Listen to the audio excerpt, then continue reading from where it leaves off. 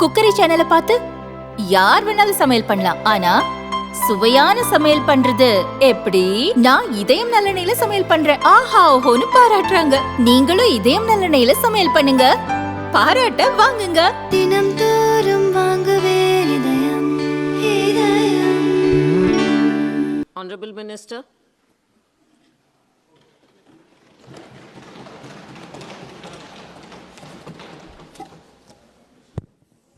Thank you, Madam. It has been a very long and thorough discussion on this very important aspect of airfares in the country.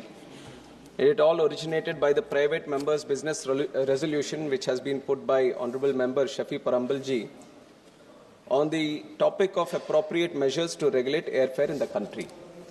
And from the number of speakers that have spoken over 1.5 years, this is the first resolution that has come into this in this Lok Sabha.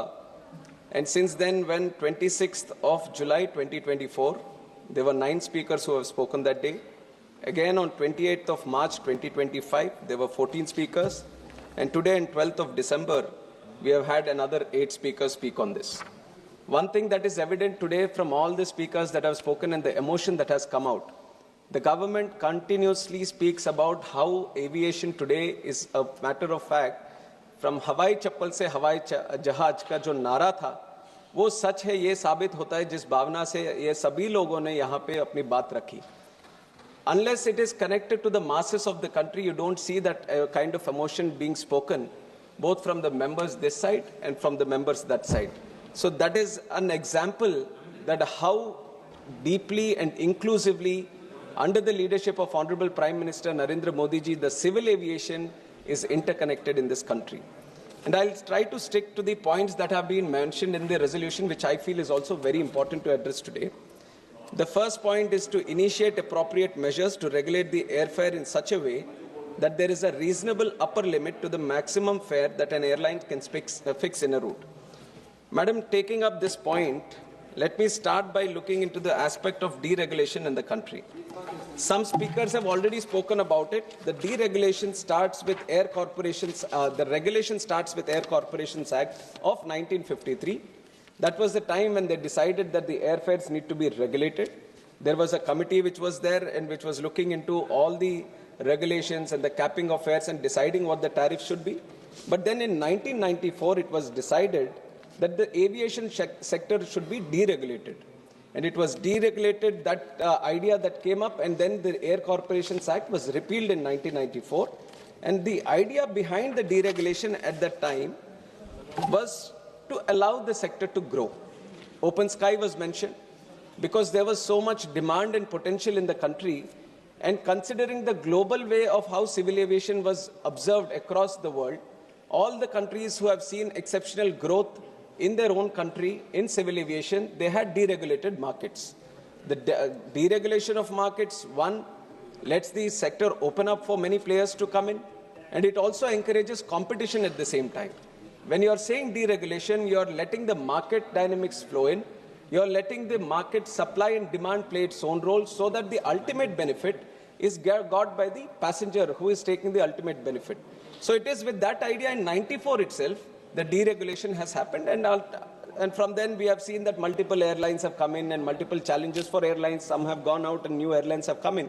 But the idea still remains that if the civil aviation network, the aviation sector, if it needs to grow, the first and foremost thing is to keep it deregulated so that the competition survives, more players can come in. Madam, and coming back to the whole deregulation aspect, even though I am saying that the market is deregulated, let me also come to the fact that according to the Aircraft Act that we have right now, there is power with the central government that in extraordinary circumstances, when there is a possibility that there is a misuse of the air tariff deregulation that we have set up, then there is the power with the central government to interfere and set things right, to cap the fares so that the passenger does not experience opportunistic pricing at that point of time. And one of the example for that, a good example there would be COVID. And you have seen how much of a challenge it has been during COVID for aviation on one side and also for the passengers because of the mismatch in the supply and demand at that time. And it is at that time the government decided to step in, and based on the timing, the time it takes to travel from point A to point B, certain categories were created, and according to the categories, the central government exclusively used its power to cap the fares, and it has done it. And not only at that time, that was not the only example of when the government has stepped in and looked after the passenger and looked after the airfares in the market. There is another example that I would like to give, which is of the Mahakumbh. We have seen that there was extraordinary demand for people across the country and outside the country also who wanted to go to Prayagraj at that time. And because of the sudden surge in demand and the capacity being same as what it was before, there was a huge rise in airfares at the time. So what the government did at that time was to cap the fares which were going to Prayagraj. That was the second instance. And the third instance, when we have seen in Pahalgam, when the attack happened at that time, and Srinagar, especially, this is a different kind of situation where people were trying to come out of Srinagar. So it was at that time, again, to facilitate for the people and the passengers who were coming out. We observed that there was a necessity for government to interfere. We exclusively used the power, and we have capped the fares again. While keeping the market deregulation intact, because the whole idea of open sky needs to be there for competition to survive, whenever it was necessary in those extraordinary circumstances, the government has used its power. And recently also we have seen during the IndiGo crisis where there was a capacity constraint. There were many cancellations. There were many routes where the airlines was not able to operate, because of which there was a capacity constraint. So again, it was observed that if we don't interfere, there could be a rise in airfares. Immediately we have stepped in, we have released an order, and this time we have done the categories based on the distance, and clearly we have communicated to the airlines that there has to be a capping in airfares. I'm mentioning the point saying that because the government has the exclusive power in extraordinary circumstances when they feel that the airfares are rising above the normal and becoming abnormal, then we are taking up that step. Another initiative that we have taken. This ministry is continuously connected to the people and listens to the people, takes feedback from the people. And that has been the complete approach of this government, especially under the leadership of our Prime Minister Narendra Modi ji. Alliance Air, still a government entity. It is running ATRs across the country. It is especially running the most important routes in the northeast area, and also many different destinations where it might not be viable for different players to come in. Government has taken it upon itself to run those routes so that the people in those areas also get connectivity. The new initiative, the experiment we have started, this was very recently in October we have started with Alliance Air, was Fare Se Fursat. We wanted to see, because there is a lot of discussion on capping of fares, let us see if we can cap the fares to a certain extent, what kind of benefit it is being given to the ultimate consumer or the passenger, and how is the viability of the airlines. So this special initiative that we have done, which is Fare Se Fursat, which is a pilot project for 3 months, Alliance Air, more than 54 routes it is operating in the country. We have selected certain 25 routes where the demand is good, some where the viability not be good. So 25 routes across the country, both northeast, south India, northern part of India, west, east. We have taken up all operations, 25 routes we have earmarked. And in these 25 routes, we have fixed up the fare for that route. And now, in these 3 months, it is still ongoing until December 31st, this Fare Se Fursat scheme is going on. And we want to observe. Now, if you have capped the fares, how is it benefiting the passenger is one? Because there are many other things which are involved. This is a not single-way solution that you are observing that the fares are up and you cap the fares or you make them limited to a certain extent and the ultimate benefit is going to the passenger, because it is not just that one travel for that passenger. There is a sector here. There is the viability of the airlines. There is an airport that is operating. There are multiple levels in civil aviation for the passenger to go from point A to come out at point B. There are multiple different sectors which are continuously like a symphony working in tandem so that the passenger can go from one place to other. And it is important for us to ensure this whole tandem, the whole connectivity that is there in between, everything is viable in its operations. So that is why the Fare Se Fursat scheme is there. Government is very closely observing how the feedback on this, especially this scheme, and how the passengers are responding to it. So once that is done, definitely we are going to sit down, observe the feedback, and then if necessary, consider this with the private airlines also. And some other measures that we are doing, because this capacity constraint, usually, madam, if you see, I have statistics also to prove that, when we are comparing the airfares of the country with airfares in different other places, especially internationally, the rate of growth that we have seen in the airfares is actually negative. In relative terms, in real terms, there has been 43% decrease in the airfares when you consider the consumer price index also. So if you compare with US or China, US it has decreased at 23%, China 34%, but India, the decrease has been up to 43% in relative terms when you compare with the consumer price index and the inflation also that has happened. So if you compare your own tariffs from previous years, previous decades, we have been maintaining a certain sort of level which is still affordable for the people. But in those terms also, when do you observe this airfares rise?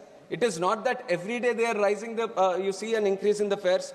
When these festive seasons are there, when there is a specific demand that originates in this location for most people to travel, and exactly the examples were also taken, Kerala during Onam, during Christmas, during that specific period, most of the people who are working in the Gulf area, they all want to come back and visit their families in that time. There is a specific season that you see that there is a huge capacity that is going to be there, and those are the routes, specific routes also you can see that this is where the airfares are rising because of the demand that originates. And then you see in the North India, sometimes during the Durga Puja, the Calcutta routes are on a surge.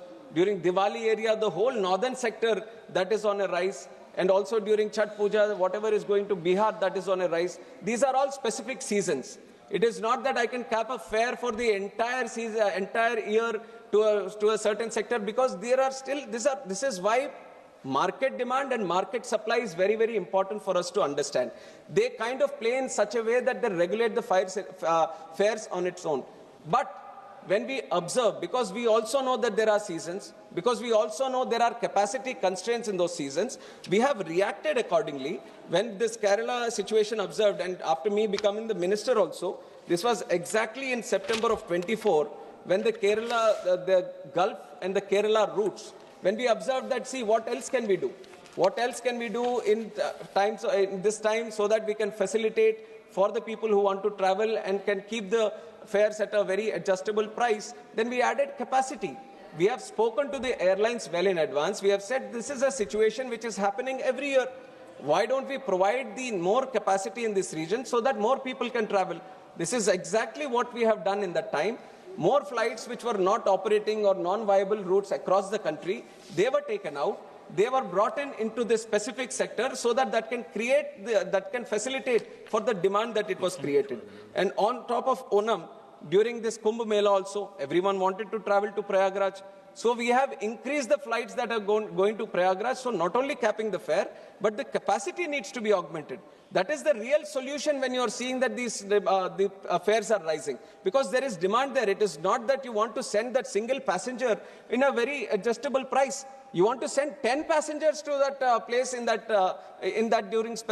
that specific time. So capacity augmentation is something which is very much required, and we have done that. Kerala during the Onam, and Diwali during Diwali also we have done recently in October 25, Prayagraj Kumbh Mela in Jan 25. So we have worked out this solution when we speak with the airlines before and consider the festive season and increase the capacity. And also, madam, we have to understand what goes into these airfares. I have talked about what some of the measures that we have taken, and also airfares is not a single entity. There are different charges that go into the airfare, and one of the most important one is the aircraft fuel. ATF goes up to 40%, 40 to 45% of the ticket price that you pay is because of the ATF. And the way ATF is there in the country, the state taxes the ATF. And there are multiple states who have brought it below 5%. We are very thankful to them. There are 26 states and union territories which have brought it down because they understand that even if you lose a small revenue in this taxation for the ATF, the kind of economic growth that it creates, the kind of growth aviation network creates for other industries is very, very important, and it is with that idea that it was being done. But there are some states which still have it at a very high percentage. And it is multiple times, our predecessor, Scindia ji, is also here. He has written and spoken on this many times and written to chief ministers, and I have also taken that responsibility. I have written to chief ministers whenever I get the opportunity to meet them. I have spoken to them on this very specific issue to please bring down the ATF, because if you bring it down, then definitely that also helps the passenger and the cost that it takes. And we have done it with Bihar also. Bihar used to have 29%, But in June 25, they have responded and they have brought in it below 4%. And there is one state, Tamil Nadu also, Manikamji is here. So I will take this opportunity through this discussion also to encourage the state government to bring it down as much as possible, not 4%, but bring it down to 1% so that this benefit of the taxation also is being extended to the passenger at the end. And now this is the ATF. And when it comes to the DGCA measures, DGCA is also a very important regulator for us. It also looks after the safety. It also looked after the airlines and their operations. Now there is a tariff sheet which is being done by the airlines to see how are we going to charge. The tariff sheet mentions the minimum fare for a certain route, maximum fare for a certain route, and they have this bucket system where through buckets, they see how many seats are going to be allocated at a certain price. Not many would be knowing about this, but whenever you go to the website and you purchase a ticket, there is a clear tariff sheet that is mentioned there. But here the airlines also used to be doing their own chalaki. What they used to do, tariff sheet, because according to the law, they have to do it prominently somewhere, they have to display the tariff sheet. But we were also doing our own monitoring. We were checking where is the tariff sheet. But we used to go to the web page and it used to take ages to look at it where the tariff sheet it is. It is right at the bottom, and even the letters with which it was written was only, you can see it only if you use a binoculars. It was at that situation. Then we said this is not the purpose of through which the law has been kept. Then we have updated them. They have instructed them that whenever they open, the tariff sheet should be seen right in the front in big letters so that every passenger can see it. We have brought that change. We have monitored that change. Now the tariff sheet is thoroughly displayed. But not only tariff sheet. Now earlier there was the rule that the tariff sheet, there was a small clause which gave an advantage to the airlines that every day they can change the tariff sheet. ऐसा होगा तो कैसे होगा? आज का tariff sheet आज का बन रहा है, आज का ticket हमने ले लिया, कल का tariff sheet कल का बन रहा है, तो again it's not serving the purpose. Then we changed the clause. Then we changed the rule that was giving that clause, that measure, and we said, you won't change it every day. You won't change it every 24 hours. You will only change it every month, so that once the passenger sees at the end of the month, first week of the month, they have to give us the tariff sheet saying in that sector, in this month, how much are you going to charge, how many bucket charges you have. So everything the passenger should know on what charges it will be there. So we have changed it to 1 month. That is also a facility that the passenger will have. I would encourage more passengers to look into this tariff sheet, to look at how the pricing is done, what is the minimum bucket, what is the maximum bucket. And this we have done it last year itself, and we have observing some changes because it improves the monitoring mechanism that we have on these airlines and their tariff sheets. And also on top of this, there is a tariff monitoring unit that we have created in DGCA. And the purpose of this specifically is to look into what the pricing is and how the airfares are fixed. Are they following the tariff sheet or not? Are there abnormal situations that are being created? So specifically just for tariffs, we have created a tariff monitoring unit, and it has been strengthened time and again through various measures. And earlier, when it started with around 50 routes. But now we have expanded to 78 routes. We are also taking international sectors also right now to understand where and how these tariff fares are being changed and how they are being done. And the tariff monitoring unit, which is going to be a very important unit for us to monitor these tariffs, we are bringing in more IT tools. We are bringing in more technology so that the power at the TMU increases and they can analyze the fares in a very tech-based manner using the IT tools also to analyze. So that is one thing that we have done, and we are also improving the capacity with which TMU works, not only in the routes that are being covered, and also in the number of people that you are doing it. So this is one. And then the most important thing in civil aviation sector in the last 10 years, this is a success story that not only me, who is part of this government, can talk about. Everyone on both sides, all across this house, they can all speak about it, that the UDAN scheme was one of the most successful scheme, not only for the country, but for people across the world that we can showcase to. UDAN scheme has made democratized air travel in the country. The way we have brought inclusiveness in civil aviation is because of the UDAN scheme. The number of unserved and underserved airports in the country, there was a big number. And there was a challenge for us because there were these airlines who were looking at commercial interests. Naturally, the airlines would look at viable routes to function. And that is the most metro routes or the tier 2 to metro routes. But we have been creating airports across the country, especially in the Northeast. in our union territories where they might be not viable to function, but still they need air connectivity. People were aspiring to have air connectivity in the country.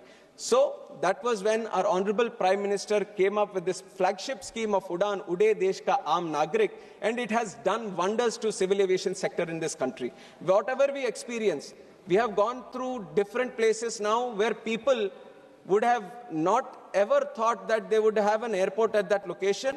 Because of the Udan scheme, we were able to start an airport there. Because of Udan scheme, we were able to start operations there. Today, almost 1,57 lakh people have availed the benefit of Udan. More than 3,26,000 routes have taken over in Udan. More than 693 routes, specific routes which were not there before, because of Udan scheme we have started. But there are certain limitations in Udan. The Udan scheme also is not like just to cater for the viability or just to start new connections. Udan scheme is supposed to act like a spark. Wherever there is a route which is not functional, we wanted to start the route, bring in the viability, bring in people, attach them to aviation, attach them to air travel, and let the private sector take its place. It is with this idea that the Udan was brought in, and it was envisioned for 10 years. But I can tell you right now, madam, in the last budget, Honorable Finance Minister Nirmala Sitharamanji, understanding the importance of this specific Udan scheme, because like I told, it is only for 10 years. So we were on the verge of completion of the Udan scheme, but she has made the provision that Udan is going to be expanded for 10 more years. This is a great thing for our civil aviation as we are trying to grow more and more in the next few years. Not only expansion for the next 10 years, but she has specifically mentioned that 120 new destinations are going to be covered. That is the strength that civil aviation has in this country. 120 new destinations. How many we have today? 164 airports. 164 is a vast network. But look at the capacity of the country. We are not stopping here. If we want to achieve Viksit Bharat, we have to connect each and every location as much as possible with civil aviation. In the next 10 years, we are going to do 120 destinations, and Udan is going to. And what is the biggest benefit Udan has done to the country? I've talked about many of them. But one of the biggest one is that new airlines have come in. New airlines, which many of you, because they operate in very specific sectors, you might not see them. Star Air is there, Fly 91 is there, India One is there. They might have very small operations. They might have a 9-seater or a 19-seater, but they are the ones who are connecting the tier 3 cities. They are the ones who are connecting the remotest parts. You would have never seen these kind of airlines come into the country. But it is because of Udan, they found a way to come in. Is it not what we want? This is exactly what we want. More airlines to come in. More competition to be there in the country. And Udan is specifically looking into that. Now in the last 10 years, if we can see so much success in Udan, with modifications on the Udan, which is going to facilitate for more people to come in, more competition to be there, more routes being established and more connectivity being established. Imagine the kind of growth we can see with the new expanded Udan in the next 10 years. Definitely I see the vision that there are going to be more and more airlines coming in the future. I can assure the House that there will be more and more airlines with the Udan scheme also, that it's going to come. I've talked about the tier 2 city connections and tier 3 city connections through Udan, madam, and that we are going to expand. And also in this last 18 months of me being the minister, we have given NOC to 3 new airlines also. And 2 new airlines have also applied for NOC. So this is a continuous activity. We are engaging with the stakeholders. We are engaging with the market.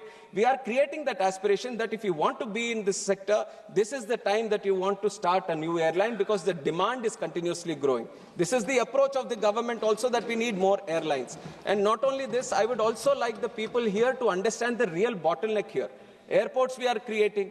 Airlines, we have the Udan scheme where we are encouraging, we are giving the viability and all that. Availability of the aircrafts is the serious issue that we all need to understand.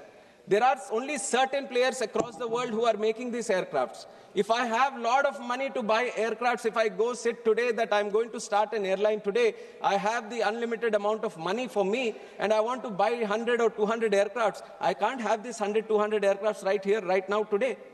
Because the manufacturing at which it is going comes at a pace. Every month, there are certain factories that they have, there are certain assembly lines that they have. They can only, the throughput of these shops are only that much. And they are not only supplying for India, they are supplying for across the world. There is a huge demand in Gulf. There is a huge demand in Asia Pacific region, and everyone is having to wait for this. India is also waiting. How many orders do we have? 1,700 orders. 1,700 orders pending with Airbus, pending with Boeing, pending with other players. Once we get this, if let us say these 1,700 orders, which our airlines are doing it today, if they all come into our sector, then definitely it is going to benefit the passengers. But the bottleneck is not within the country or with the government or with the airlines. It is the availability of these airlines. We have recognized that.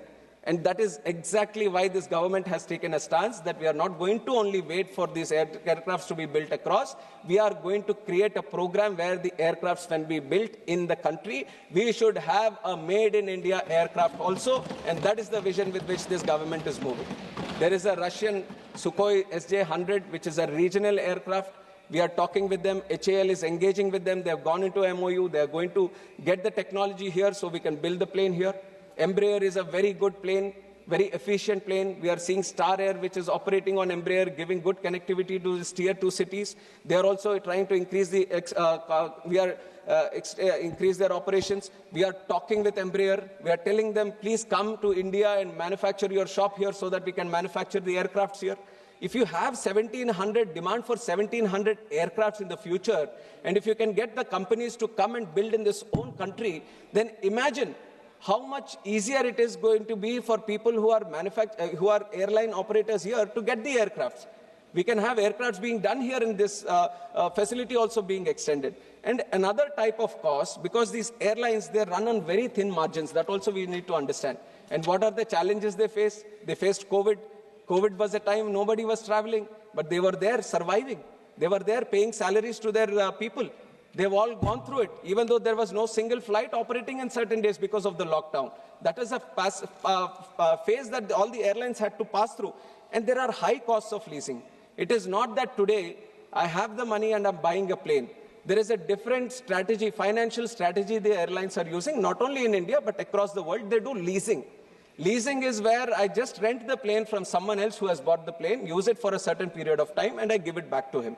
And this is the common strategy that you're observing in all the airlines. At one point of time, maybe 2 decades or 3 decades, 60 to 70% of them were being owned by the airlines and 30% were being done on leasing basis. Now today, 85% of the planes are being leased.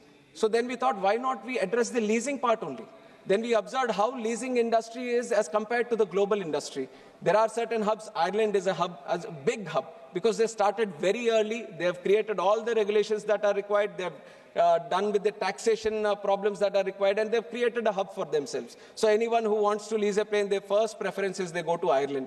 And now UAE also, you have seen the demand that Gulf has created. UAE has created another hub for itself for becoming a leasing symbol. And then the Singapore is there. Singapore also kind of created. Why not India? This is the approach of our Honorable Prime Minister, that why not we should become a leasing industry, not only catering for our own demand, but for the entire world.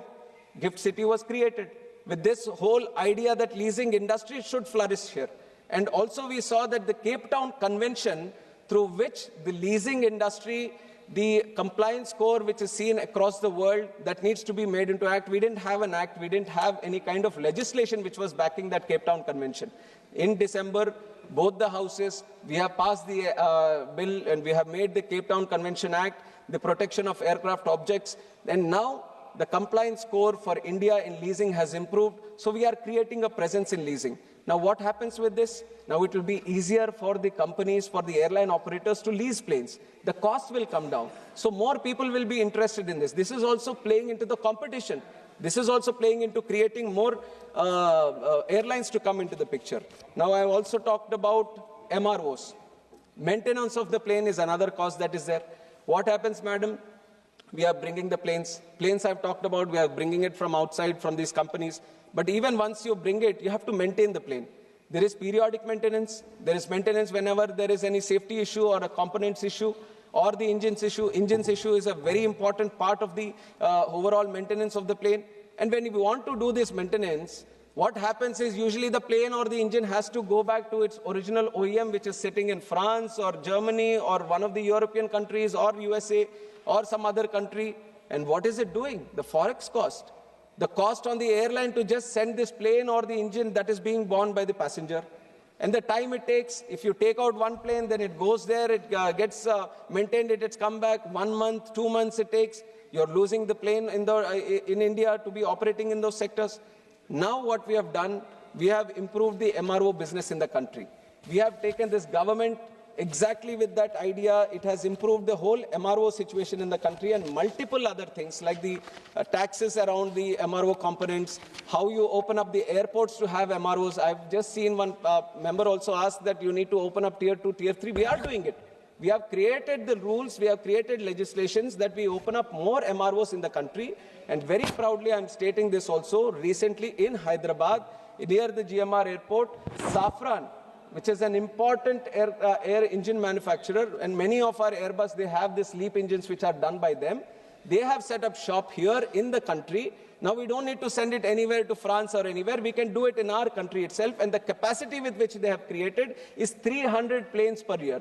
300 engines per year, which is almost every day one engine is going to be maintained. Now, lesser time for maintenance, less costs also for maintenance. If it's less cost for the airlines to maintain the plane, less costs on the passenger also. That is why MRO network is also important. MRO network is something we are clearly concentrating on. And this Safran coming to India is like a gateway.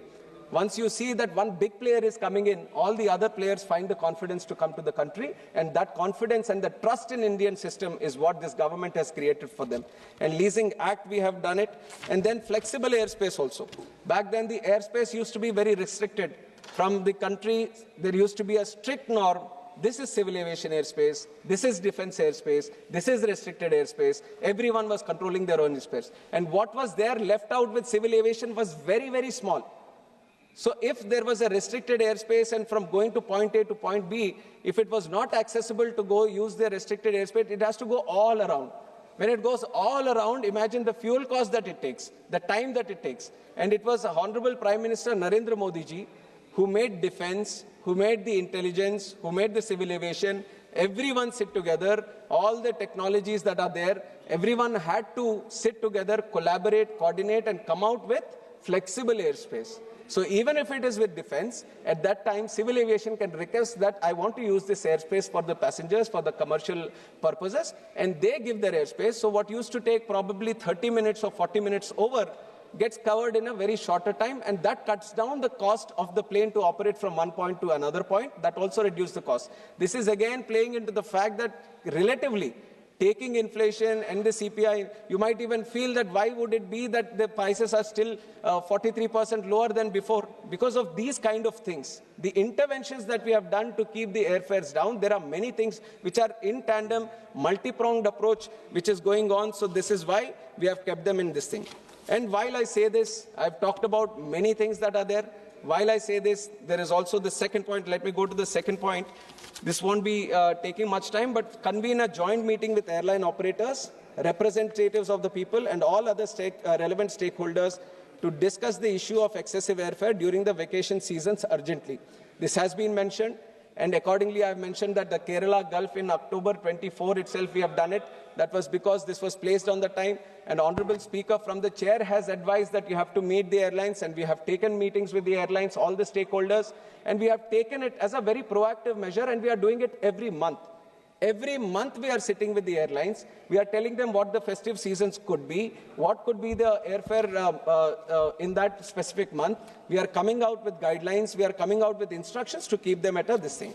And then the third point is establish a quasi-judicial body to regulate and monitor the air traffic ethically and equitably. To regulate, I've said that the government already has the power in extraordinary circumstances. Whenever it feels it is going out of bounds, then we have the power. And for monitoring, we have the tariff monitoring unit. We are making it more powerful. We are, in fact, including it in the aircraft rules also, so that it carries a certain kind of statutory provision for it, and that is going to strengthen, madam. And with all this, the only points that I want people to think about, one is the bottleneck of the aircraft availability. Second is the viability of the airlines. We all feel that these are companies who are charging a lot of money, but none of them are making good money. So most of them are in losses. So that is also one consideration that we have to keep in mind. And also, Competition Commission of India and High Court, they have said that the fare should be deregulated. Multiple times they have given judgments. Competition Commission also advised that the airfare should be deregulated for competition to prevail in the industry. And all this, our most important responsibility with civil aviation is safety and security. no matter how much this commercial angle, how much the pricing, everything comes, our first priority is to take the passenger from one place to another in a safe and secure way. So safety and security is the topmost priority, and we are building these airports not only for today but for tomorrow also. No matter how much politics or political items the opposition tries to bring, we are very committed for the people of this country. If it is not there, then it won't be that 3 times in a row one man would have become the Prime Minister of the country. That is because we are all walk, talk and work for the people of this country and for the common man of this country, and that is going to continue, keeping intact the passenger rights, safety and security of each and every passenger who is flying in this country, and that is the commitment from the government and from the civil aviation. Thank you very much. Now I would request from all the points that I have addressed, I would request the Honorable Member Shafi Parambalji to withdraw his resolution. Member may